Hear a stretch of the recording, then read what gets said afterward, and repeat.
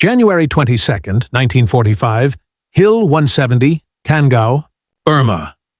The first light of dawn crept through the jungle mist as Lieutenant Colonel Simon Trevor of No. 1 Commando gripped his M1 Garand tightly. 24 men crouched in forward positions along the northern slope, their rifles trained on the tree line ahead. Every man carried the same weapon, an American semi-automatic rifle that had traveled with them from the deserts of North Africa to the steaming jungles of Burma. Unknown to Trevor, in just 90 minutes, over 300 Japanese soldiers would hurl themselves in a suicidal assault against his tiny force. They would be outnumbered 12-1. Yet, every man understood one thing with absolute clarity. Their American rifles would mean the difference between survival and annihilation. The metallic click of a bolt echoed through the mist, not the slow, deliberate clack of a Lee-Enfield, but something smoother, faster, deadlier. The M1 Garand could fire 24 aimed rounds per minute, nearly double the rate of the British Lee-Enfield, the fastest bolt-action rifle of its kind. 3 British riflemen working their bolts as fast as humanly possible could barely exceed the firepower of one American with a Garand. This difference would shape the outcome of countless battles and alter the future of infantry combat forever. The story of that weapon did not begin on any battlefield, but in a quiet workshop in Saint-Remy, Quebec. On January 1, 1888, John Cantius Garand was born to a farming family 17 miles south of Montreal. Nothing in his early life suggested that he would one day design what General George S. Patton would call the greatest battle implement ever devised. When Garand was 11, his family moved to Connecticut, where his father worked in a textile mill. Young Jean, as he was then called, swept the floors, but spent his breaks studying the intricate machinery around him: steam engines, gears, and precision looms. By 18, he was a machinist, training himself in tool-making, engineering, and physics through correspondence courses. By 1916, Garand's fascination turned toward firearms. He submitted his first design for a semi-automatic rifle to the U.S. Navy 2 years later. Impressed by his ingenuity, the Navy sent him to work at the Bureau of Standards in Washington. Soon after, Springfield Armory, the birthplace of America's rifles, offered him a position as a design engineer. But what he found there shocked him. The Armory, once the pride of American military manufacturing, was outdated and inefficient. During World War I, Springfield produced only a fraction of the rifles the U.S. needed, forcing American troops to fight with British-made Enfields. Garand realized that the next great war would not be won by the best marksmen, but by the best machines. His vision was a rifle that fired every time the trigger was pulled, eliminating the need to manually work a bolt. A semi-automatic design that would triple a soldier's fire rate, maintain accuracy between shots, and give attackers a decisive edge. His early prototypes failed. He experimented with primer-actuated systems before finally perfecting a gas-operated mechanism that used the energy from fired rounds to cycle the bolt automatically. By 1929, his rifle had passed Army trials. But politics intervened. General Douglas MacArthur insisted that Garand redesign it to fire the heavier 3206 Springfield cartridge, since the Army already had millions of rounds in storage. Garand spent 3 grueling years adapting his design, and on August 3, 1933, the new rifle was officially designated the U.S. Rifle Caliber 30. 1.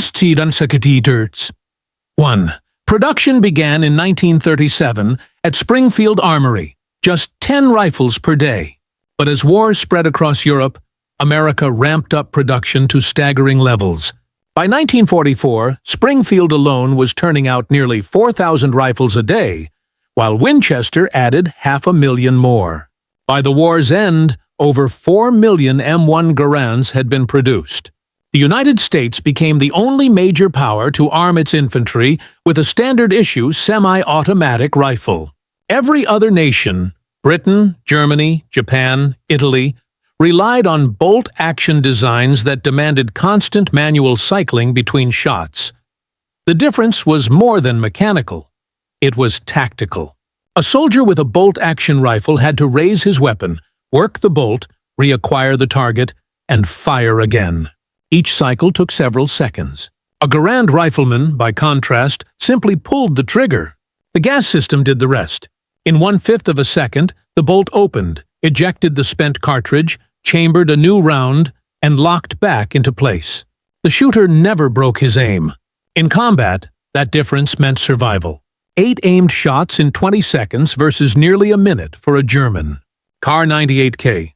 The Garand gave American infantrymen the ability to dominate firefights through sheer volume and accuracy of fire. The rifle was not perfect. Its 8-round in-block clip system couldn't be easily topped off, and soldiers either fired all 8 or ejected a partially full clip, wasting rounds. Its distinctive ping, when empty, became a battlefield legend. Though stories of Japanese troops waiting for the sound are likely exaggerated, the rifle was also heavier than its British counterpart, weighing 11 pounds fully loaded compared to the Lee-Enfield's 8.7. But in the balance of reliability, accuracy, and power, nothing matched the Garand. The British had tested it in 1939, but ultimately decided against adopting it. Their factories were already committed to the Lee-Enfield, and converting production during wartime was impossible. The Garand was also twice as expensive to produce, and it fired a different cartridge than British rifles. So Britain stayed with the Enfield, the fastest bolt-action rifle ever built, capable of 15 to 30 aimed rounds per minute in expert hands. The legendary Mad Minute drill, where British riflemen fired rapid, precise shots at 300 yards, produced soldiers of extraordinary skill. Yet even these masters barely equaled the average American rifleman armed with a Garand. When U.S. troops first received the M1 in 1941, some struggled with its weight and new operating system. But in combat, the rifle proved itself instantly. In the Philippines, on Guadalcanal, and in North Africa, American infantry overwhelmed enemies armed with slower bolt-action rifles. By 1944, the Garand was everywhere, from frozen forests in Belgium to volcanic islands in the Pacific. German intelligence even issued warnings to their troops. American rifle squads possessed greater firepower than equivalent German units. Despite having fewer machine guns, in November 1942, British Commandos, fighting alongside Americans in North Africa, received Garand rifles. They never gave them back. When No. 1 Commando deployed to Burma in 1944, they brought their American weapons with them. That decision would save their lives on Hill 170. On the morning of January 22, 1945, 300 Japanese troops stormed their position. The Commandos' Garands barked in relentless rhythm. Each man fired 40 to 50 accurate rounds per minute, mowing down attackers before they closed to grenade range. Lieutenant George Noland led from the front, manning guns, distributing ammunition, and firing until he fell. When the battle ended 12 hours later, over 450 Japanese lay dead. The Commandos had held their ground. Their firepower had made the impossible possible. General Patton himself understood this better than anyone. In my opinion, he wrote in 1945, the M1 rifle is the greatest battle implement ever devised.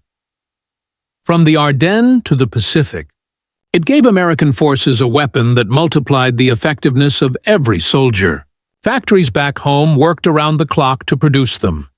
Men and women, young and old, machining steel, shaping walnut stocks, and assembling rifles to exacting standards. Each rifle had over 50 major components and hundreds of precision parts.